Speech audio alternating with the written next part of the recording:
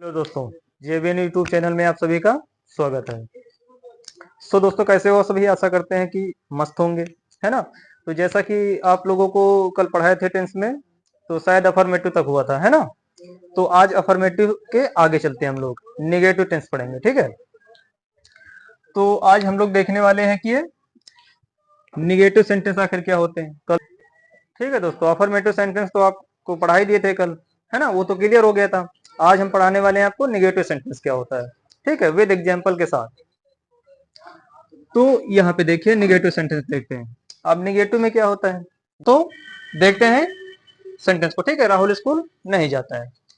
तो समझ गए हो ना कि आप मतलब निगेटिव सेंटेंस को कैसे पहचानते हैं। जिसमें नहीं शब्द लगा हो वही क्या है, निगेटिव सेंटेंस है। अच्छा, अब इसको सॉल्व करते हैं। और सॉल्व करने से पहले आपको पता होना चाहिए कि सिंगुलर सब्जेक्ट प्लूरल सब्जेक्ट क्या होते हैं। भाई ये आपको अगर पता रहेगा कि सिंगुलर और प्लूरल सब्जेक्ट क्या होते हैं तो उसी के अकॉर्डिंग आप हेल्पिंग वर्ब लगा सकेंगे, ठीक है। अगर यही नहीं पता तो फिर आपको यही नहीं पता चलेगा डज लगाए कि डू लगाए, है ना। तो देखते हैं। अब जैसे राहुल लिखा है, राहुल कैसा सब्जेक्ट है? एक वचन सब्जेक्ट है, ठीक है। तो एक वचन सब्जेक्ट है तो इसके साथ क्या लगाएंगे? डज लगाएंगे, ठीक है। तो पहले राहुल लिख लेंगे, राहुल। अब राहुल एक वचन का सब्जेक्ट है, ठीक है, एक वचन का करता है, तो इसके साथ डज लगा देंगे, राहुल डज नॉट, ठीक। अब जाना, ठीक है, मेन वर्ब लिखेंगे। तो जाना की स्पेलिंग क्या होती है? गो होती है, तो गो लिख देंगे। अब जिसे टेंस बिल्कुल भी नहीं आता है, ठीक है, मान लीजिए जिसे टेंस में कुछ पता ही नहीं है, तो वो तो थोड़ा बहुत मान लीजिए जानता हो, तो उसे ये नहीं समझ में आ रहा होगा कि यहाँ पे मेन वर्ब में एस या ईएस क्यों नहीं लग रहा है। तो मेरे दोस्त, यहाँ पे एस या ईएस इसलिए नहीं लग रहा है क्योंकि यहाँ पे ईएस लग चुका है ऑलरेडी, ठीक है। यहाँ पे ईएस लग चुका है, यानी जब डू या डच का प्रयोग कर देते हैं तो फिर उसमें क्या होता है, मेन वर्ब में एस या ईएस नहीं लगाते हैं, ठीक है। तो वही ईएस यहाँ पे प्रयोग हो चुका है, तो गो में एस या ईएस नहीं लगाएंगे, ठीक है। गो हो जाएगा, फिर टू हो जाएगा, फिर कहाँ नहीं जाता है? स्कूल हो जाएगा, ठीक है। गो टू स्कूल हो जाएगा। ये तो निगेटिव सेंटेंस में आपका सिंगुलर सब्जेक्ट था, ठीक है, कर ले जाओगे आप। सिंगुलर सब्जेक्ट है तो डज नॉट, प्लूरल है तो डू नॉट लगाएंगे। अब प्लूरल वाला एग्जांपल देख लेते हैं, ठीक है। जैसे कह दिया जाए, हाँ, तुम उसे नहीं पढ़ाते हो, ठीक, तुम उसे नहीं पढ़ाते हो। तो तुम क्या है यहाँ पे? तुम प्लूरल सब्जेक्ट है, इसकी स्पेलिंग क्या होती है? यू होती है, ठीक है। आपको सिंगुलर और प्लूरल अभी सब नहीं बताए हम आपको, बाकी अभी लास्ट में आपको क्लियर कर देंगे कि सिंगुलर सब्जेक्ट कौन से होते हैं और प्लूरल कौन से होते हैं, ठीक है।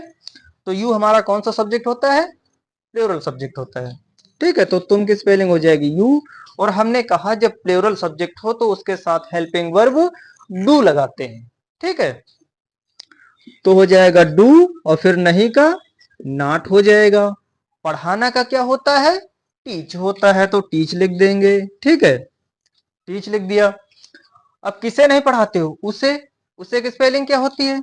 हिम होती है, ठीक है। हो गया आपका सेंटेंस, ठीक है दोस्तों, आया समझ में? हाँ। तो अब यहाँ पे थोड़ा सा हम आपको क्लियर कर देते हैं कि आखिर सिंगुलर और प्लूरल सब्जेक्ट क्या होते हैं, ठीक है। क्योंकि अभी तो हमको इंट्रोगेटिव पढ़ना और इंट्रोगेटिव नेगेटिव पढ़ना है। तो एग्जाम्पल तो हो गए होंगे, है ना। अब यहीं पे आपको हम बताते हैं कि सिंगुलर और प्लूरल सब्जेक्ट कौन से होते हैं। तो यहाँ पे लिख लीजिएगा शॉर्ट में, ठीक है, सिंगुलर सब्जेक्ट, ठीक है। एसएस का मतलब सिंगुलर सब्जेक्ट, ठीक है। सिंगुलर सब्जेक्ट क्या होता है? ही, उसके बाद सी और इट, या फिर किसी का नाम भी हो सकता है, ठीक है। आगे लिख लीजिएगा ही से इट या किसी का नाम भी। और प्लूरल सब्जेक्ट क्या होते हैं? ठीक है, पीएस, ठीक है। प्लूरल सब्जेक्ट कौन कौन सा होता है? जैसे आई, वी, यू, ठीक है, दे। ये आपके कौन से सब्जेक्ट हैं? प्लूरल सब्जेक्ट हैं, मतलब बहुवचन सब्जेक्ट हैं, ठीक है। यदि ये सारे सब्जेक्ट आते हैं तो इनके साथ निगेटिव सेंटेंस में डू नॉट का प्रयोग करेंगे। और यदि singular subject he, she, it या किसी का नाम आता है तो उसमें हम नेगेटिव सेंटेंस में डज नॉट लगाएंगे। ठीक है, तो दोस्तों क्लियर हो गया ना आपको अब?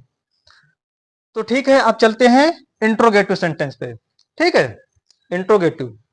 अब हमको क्या पढ़ना है? नेगेटिव भी हमारा समाप्त हो चुका है, तो अब हम पढ़ेंगे कौन सा? इंट्रोगेटिव पढ़ेंगे। ठीक है, ये रहा हमारा इंट्रोगेटिव। अब बात आती है इंट्रोगेटिव सेंटेंस क्या होते हैं। ठीक है, इंट्रोगेटिव सेंटेंस क्या होते हैं? इसमें यह होता है कि जिसमें लास्ट में कोई सेंटेंस जैसे लिखा हो और सेंटेंस के लास्ट में देखा होगा प्रश्नवाचक चिन्ह लगा होता है। ठीक है, उसी प्रश्नवाचक चिन्ह से हम लोग पहचान कर लेते हैं कि ये कौन सा सेंटेंस है? प्रश्नवाचक सेंटेंस है। ठीक है, यानी इंट्रोगेटिव है।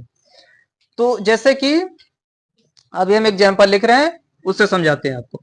ठीक है, जैसे अब यहीं पे अगर हम कह दें, जैसे हमने कह दिया क्या वह खाना पकाती है, तो यहां क्वेश्चन मार्क का चिन्ह लग जाएगा। ठीक है, तो हमने सेंटेंस लिख दिया क्या वह खाना पकाती है। देखिए दोस्तों, अभी तक था कि ये क्या, ठीक है, ये सब नहीं आ रहा था अभी। ठीक है, सिर्फ नहीं सब देखना था हमको नेगेटिव सेंटेंस। अब क्या है कि इंट्रोगेटिव सेंटेंस। भाई इंट्रोगेटिव सेंटेंस की पहचान आप बिल्कुल आसानी से कर सकते हैं। वहां पे नेगेटिव और अफर्मेटिव में क्या था कि जैसे कोई हिंदी का वाक्य लिख दिया जाता था, ठीक है, सेंटेंस कोई भी, तो उसके लास्ट में देखा होगा पूर्ण विराम लगता था। ठीक है, क्या लगता था? वहां पे पूर्ण विराम लगता था। लेकिन अब क्या है, यहां जब इंट्रोगेटिव सेंटेंस हम पढ़ेंगे तो पूर्ण विराम के स्थान पे क्या लगा रहेगा? क्वेश्चन वर्ड आपका लगा रहेगा। ठीक है, उसी से हम पहचान कर लेंगे कि हमारा कौन सा सेंटेंस है, इंट्रोगेटिव टेंस है। ठीक है, ठीक है, तो अब देखते हैं इंट्रोगेटिव सेंटेंस क्या होता है। तो यहां पे जो है, अब ये जो क्या वाला शब्द है, क्वेश्चन वर्ड जो शब्द है, ठीक है, इसको पहले नहीं देखेंगे, पहले देखेंगे कि सब्जेक्ट हमारा क्या है। ठीक है, उसी के अकॉर्डिंग भाई लगाएंगे। अगर एक वचन है तो उससे पहले डज लगाएंगे, अगर बहुवचन है तो डू लगा देंगे। ठीक है, तो क्या शब्द के बाद जो लिखा है, क्या लिखा है? वह।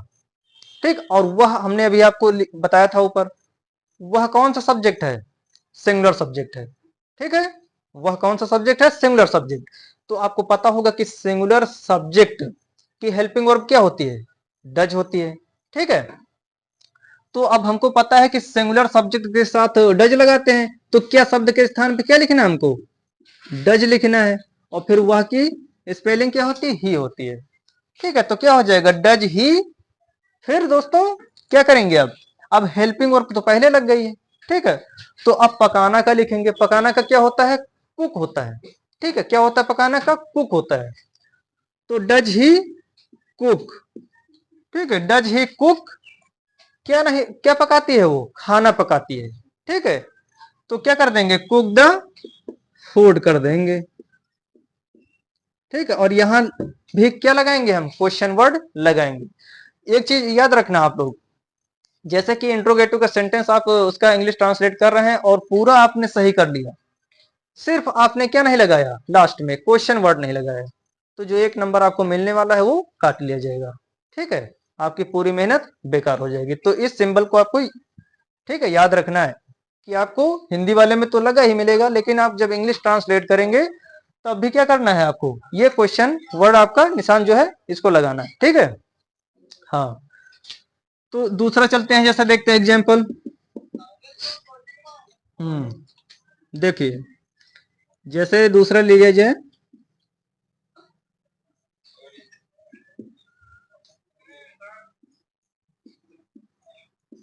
क्या तुम पढ़ते हो? ठीक है, दूसरा एग्जाम्पल हमारा है क्या तुम पढ़ते हो। तो अब देखिए क्या के जो बाद आया है वो तुम लिखा है, और तुम आपको पता है कि तुम की स्पेलिंग यू होती है। ठीक है, और यू जो सब्जेक्ट है आपका कैसा है? सिंगुलर है कि प्लूरल है? तो यू आपका प्लूरल सब्जेक्ट है। तो इसी यू से पहले आपको कौन सी हेल्पिंग वर्ब लगानी है? डू लगाना है। ठीक है, तो यहाँ क्या के स्थान पे लिखेंगे? डू, और तुम की स्पेलिंग होती है यू।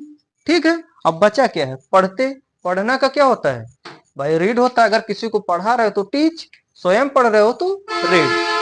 ठीक है, तो डू यू रीड, हो गया इतना। अब जैसे हमने यहाँ पे क्वेश्चन मार्क का चिन्ह नहीं लगाया तो फिर मान लीजिए हमारा सेंटेंस पूरा क्या है, गलत है। ठीक है, तो यहाँ पे क्वेश्चन मार्क का सिंबल लगा देंगे। ठीक है, अब पूरा राइट हो गया है। तो आशा करते हैं कि आपको इंट्रोगेटिव और निगेटिव अफर्मेटिव ये तीनों तो कंफर्म हो गए होंगे।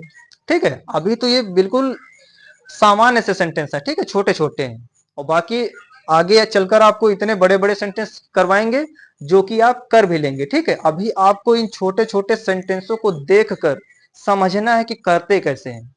ठीक है, इसलिए अभी नॉर्मल सेंटेंस आपको करवाते, और फिर बाद में इन्हीं अफर्मेटिव, निगेटिव और इंट्रोगेटिव निगेटिव के सारे के थोड़ा सा बड़े बड़े सेंटेंस आपको करवाएंगे। ठीक है, लेकिन अभी आपको सीखना है तो छोटे छोटे सेंटेंसों से ही चलना पड़ेगा आपको। ठीक है भाई, देखिए कोई डायरेक्ट सीट्स पर तो चढ़ नहीं जाता है। ठीक है, पहली सीढ़ी से स्टार्ट करते हैं, इसीलिए अभी छोटे छोटे सीख लीजिए, उसके बाद फिर लॉन्ग तो अपने आप कर लेंगे फिर, अगर ये सीख गए तो।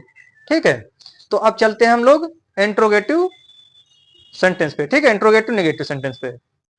तो हम लोग इंट्रोगेटिव निगेटिव यही लास्ट बचा है, इसको भी देख लेते हैं। ठीक है, ये रहा आपका इंट्रोगेटिव निगेटिव सेंटेंस। अच्छा, अभी तक तो हम अफर्मेटिव पढ़े हैं, निगेटिव पढ़े हैं, इंट्रोगेटिव पढ़े हैं। अब इसमें क्या है कि इंट्रोगेटिव और प्लस निगेटिव ये दोनों आ जाते हैं। इंट्रोगेटिव का मतलब क्या, कब, क्यों, ये सारे आ जाएंगे। ठीक है, और निगेटिव का मतलब नहीं शब्द इसमें जुड़ जाएगा बस। तो देखते हैं इसमें, अब एग्जाम्पल से देखते हैं। ठीक है, जैसे हमने लिख दिया, हाँ जैसे हमने लिख दिया, देखो,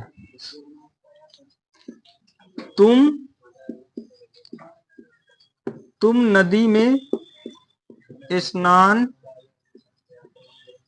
क्यों नहीं करते हो। ठीक है, अच्छा दोस्तों, देखने में तो आपको ये बहुत बड़ा सेंटेंस लग रहा हो, है ना, ऐसा हो सकता है कि आपको बहुत बड़ा लग रहा हो, पर ये उतना बड़ा नहीं है। ठीक है, चुटकियों में इसको सॉल्व कर सकते हैं, कुछ नहीं है इसमें। ठीक है, देख कर नहीं डर जाना आप। इसमें कह रहा है कि तुम नदी में, देखिए नहीं नहीं लिखा है, ठीक है, नदी लिखा है, ये कंफ्यूज नहीं होना, क्या लिखा है, नदी।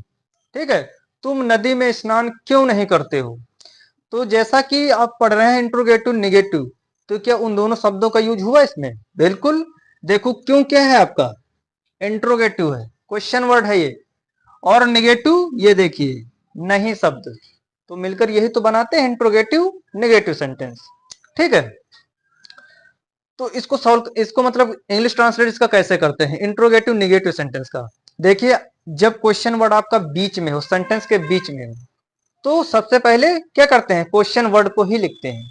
ठीक है, जैसे कब, क्यों, कहां, कैसे, कौन सी, है ना, किसको, ये आदि जितने भी क्वेश्चन वर्ड होते हैं, इनको जो है हम लोग अगर ये बीच में लिखे हैं तो इनको सबसे पहले लिख लिया जाता है।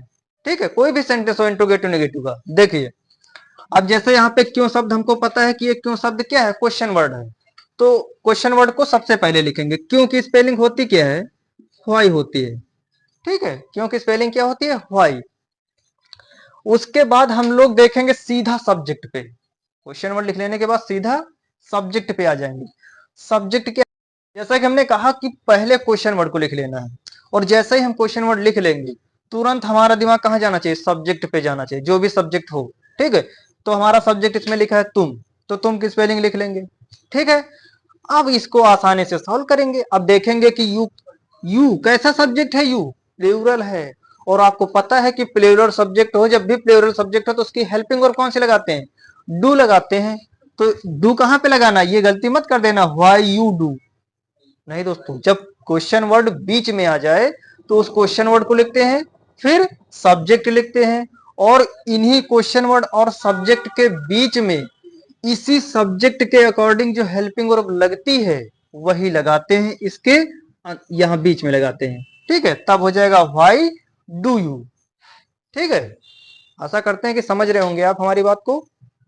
पहले क्वेश्चन वर्ड, फिर जो सब्जेक्ट हो सब्जेक्ट, और यहां बीच में क्या होती है, जो सब्जेक्ट दिया होता है उसी के साथ जो हेल्पिंग वर्ब लगेगी वो यहां पे लगाते हैं, क्वेश्चन वर्ड और सब्जेक्ट के बीच में लगाते हैं। ठीक है, तो व्हाई डू यू, और फिर क्या कह रहा, अब देखिए नहीं शब्द भी इसमें है, तो क्या करेंगे, व्हाई डू यू सब्जेक्ट के तुरंत बाद क्या लगा देंगे, नॉट लगा देंगे।